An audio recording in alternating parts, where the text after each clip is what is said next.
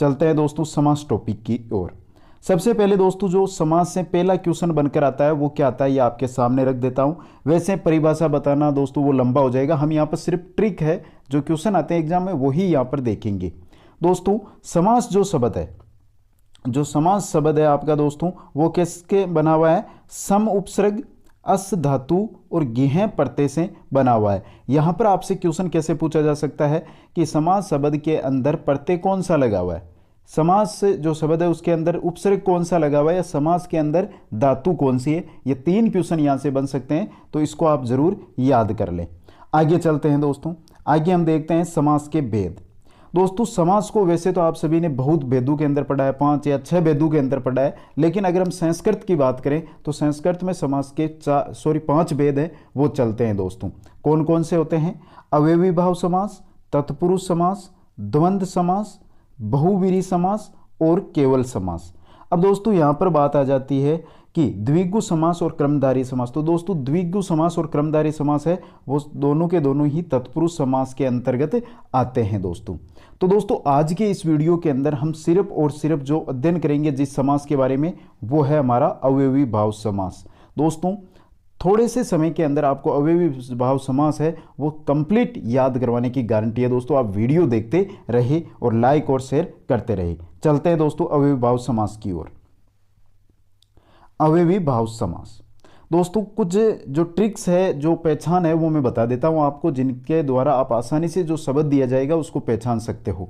अवयवी भाव समास, इसके अंदर क्या होता है दोस्तों, सामान्यतः प्रथम पद होता है वो क्या होता है? अव्यय होता है। अगर दोस्तों आपको किसी भी जो शब्द दिया गया है उसके अंदर पहले क्या दिखाई दे? अव्यय दिखाई दे, तो आप वहां पर कौन सा समास करोगे? अवयवी भाव समास करोगे। दोस्तों इसके अंदर जो पूर्व पद है वो क्या होता है? प्रधान होता है दोस्तों। अब दोस्तों आपके सामने शानदार एक ट्रिक लेकर आ रहा हूं, एक शानदार पहचान है, अगर वो आपको याद है तो आप कभी भी अवयवी समास के अंदर गलत जो क्वेश्चन है उसको गलत नहीं करोगे। दोस्तों इसको ध्यान से देखें। सामासिक पद के अंत में अम, ए, ई, उ और री जो आपको शब्द दिया जाएगा, जो सामासिक आपको शब्द दिया जाएगा उसके अंत में आपको ये शब्द मिलेंगे, अम, ए, ई, उ, री, और इनके साथ विसर्ग नहीं लगा होगा दोस्तों, विसर्ग रहित होंगे। जो विसर्ग है उसके रहित ये शब्द आपको मिलेंगे। वहां पर क्या होगा? अवयवी भाव समास होगा। बहुत ही खतरनाक ट्रिक है दोस्तों, इसको दिमाग में सेट कर लो। जैसे हम देख सकते हैं दोस्तों उपकर्षणम, यहां पे देखिए अंत में क्या आ रहा है? अम आ रहा है।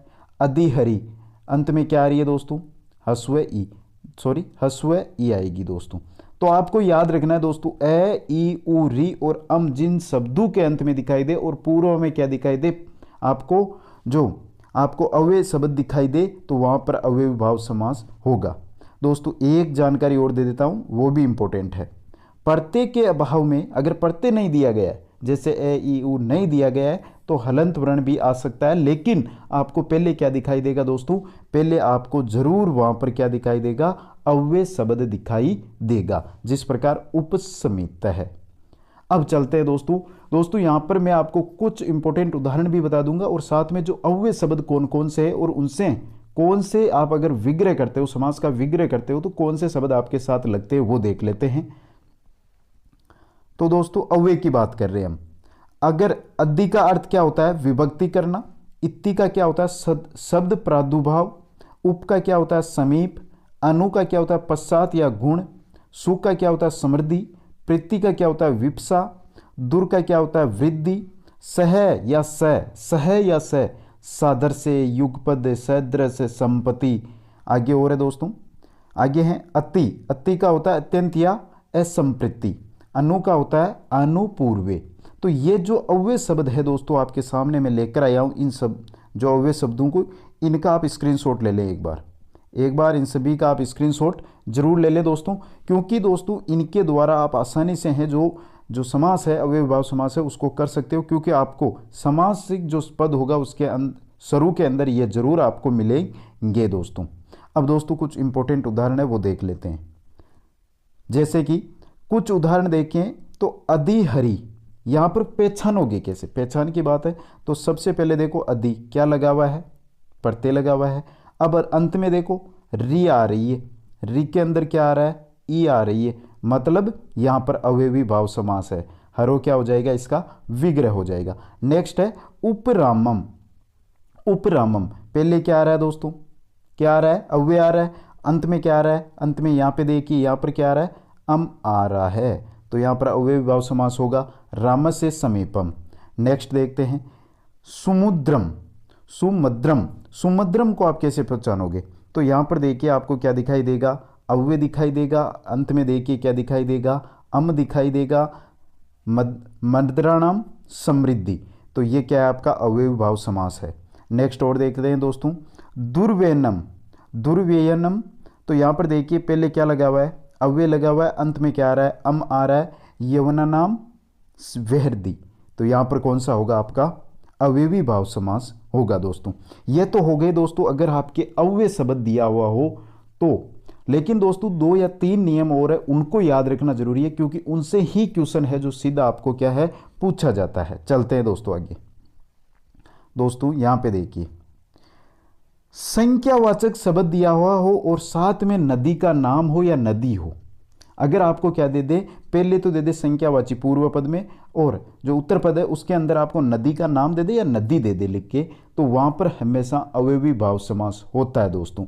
ये इंपॉर्टेंट नियम है दोस्तों, क्योंकि संख्यावाची शब्द अगर आपको कहीं पर भी मिलेंगे तो आप अदर जो समास है उसकी ओर इशारा करते हो, लेकिन आपको जो नदियों के नाम के साथ अगर संख्यावाची शब्द मिले तो वो हमेशा के लिए अव्ययी भाव समास में होंगे। जैसे पंचगंगम, पंचानाम गंगानाम समारह है, ये हो गया दोस्तों पहला। दूसरा क्या है दोस्तों, दूसरा है हमारा अगर संख्यावाची शब्द, संख्यावाची जो शब्द होते हैं वो आपको मिले और उसके बाद में मिले वंशवाची, वंश से संबंधित कोई शब्द, जैसे कि दोस्तों द्विमुनि, क्या दिया गया है यहाँ पर, द्विमुनि। अगर दोस्तों यहाँ पर समाहार का अर्थ होता, क्या होता दोस्तों, समाहार का अर्थ यहाँ पर होता तो ये क्या हो जाता, द्विगु समास हो जाता। लेकिन दोस्तों संख्यावाची शब्द है और उसके साथ क्या दिया गया है, संख्यावाची शब्द के साथ कोई वंश के बारे में, जैसे द्विमुनि, द्वो मुनि वंशो, यहाँ पर कौन सा होगा दोस्तों आपका, यहाँ पर कौन सा होगा, यहाँ पर आपका अव्ययी भाव समास है वो होगा दोस्तों।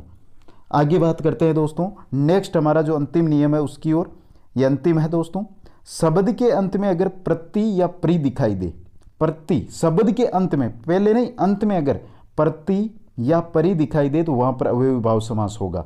जैसे साक प्रति साकस्य लेस है, अक्षय प्रति अक्षेण विपरीतम। तो ये आपको नियम याद रखने हैं। क्या याद रखने हैं एक बार फिर बता देता हूं, संक्षिप्त के अंदर देखते हैं दोस्तों। तो अगर आपको जो शब्द दिया गया सामासिक शब्द, उसके पूर्व में आपको मिले कोई अव्यय शब्द और उसके बाद में अम ए ई उ री मिले तो वहां पर आपका अव्ययी भाव समास होगा। अगर संख्यावाची शब्द के साथ, संख्यावाची शब्द के साथ आपको नदी, कोई भी नदी का नाम या नदी शब्द मिले तो वहां पर अव्ययी भाव समास होगा। इसके बाद अगर आपको संख्यावाची शब्द के साथ किसी वंश का नाम मिले जैसे द्विमुनि, तो यहाँ पर भी अव्ययी भाव समास होगा। और अगर आपको किसी शब्द के अंत में प्रति या प्रि मिले तो वहां पर क्या होगा दोस्तों, हमेशा कौन सा होगा, अव्ययी भाव समास होगा। इतने सा है दोस्तों, बड़ा नहीं है, नॉर्मल है, तो इसको आप एक बार अपने नोटबुक में जरूर लिख लें।